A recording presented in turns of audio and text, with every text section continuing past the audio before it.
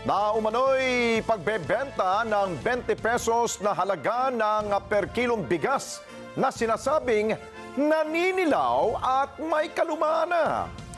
Binigyan din ng palasyo na fake news ito dahil hindi pa nagsisimulang magbenta ang pamahalaan ng halagang 20 pesos kada kilo ng bigas. At ito'y magsisimula pa lamang sa Visayas Region. At kung maalala ninyo, kamakailan pinuna ni Vice President Sara Duterte na tila huli na para gawin o may sakatuparan ang pangako ng Marcos administration dito ho sa murang bigas sa kasagsagan ng kampanya at pagsadsad umano ng ratings ng kanilang mga senatorial candidates. Eden Santos sa balita. Viral ngayon sa social media ang umano'y 20 pesos kada kilo ng bigas. Sa press briefing sa Malacanang, mismong si Presidential Communications Office Undersecretary Claire Castro ang nagpakita ng nasabing viral video. Kapuna-puna na naninilaw na at luma ang bigas. Ang ibig daw sabihin nito ay parang nguyain nyo, inyo na yan. Pinapakita po yung halaga na 20 pesos na ang pinapakita sa taong bayan ay ito, ang bigas na sinasabi sa proyekto ng Pangulo. Unang-una po, that's fake news. Disinformation. Ang viral video ay kumalat sa social media pagkatapos ng budol statement ni Vice President Sara Duterte kasunod ng anunsyo ni Agriculture Secretary Francisco Chu Laurel Jr. na magsisimulang magbenta ng 20 pesos na bigas sa Visayas Region.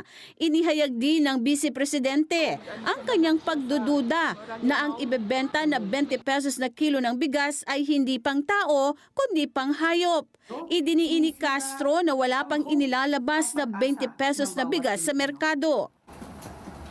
Hindi pa po nasisimulan ang paglabas ng bigas na ibebenta sa market at sa kadiwa. Patungkol po dito sa proyektong ito. Hindi pa nga nakikita, wala pang nakikitang bigas na ibebenta, pinipintasan na. Pinipintasan na panghayop. Sa kabila naman ng pagtiyak ni Castro na hindi pa nagsisimulang maglabas ng 20 pesos na kilo ng bigas ang Marcos administration, isang Jacqueline Silverio Ordanza ang nag-upload sa SOCMED na nagbebenta ng 20 pesos na bigas sa bahagi ng Alaminos, Pangasinan. Ibinigay pa mismo ng uploader ang address kung saan maaaring makabili ng 20 pesos na bigas. Parang na pinakaantay ng lahat. Andito tayo ngayon sa Vidanes Rice Feeding Murang Bigas. Hindi na rin binigyan ng pagkakataon ni Castro ang media na magtanong kung inimbestigahan muna ang nag-upload ng video ng 20 pesos na lumang bigas at kung ito ba ay joke lang para sa mas mataas na views.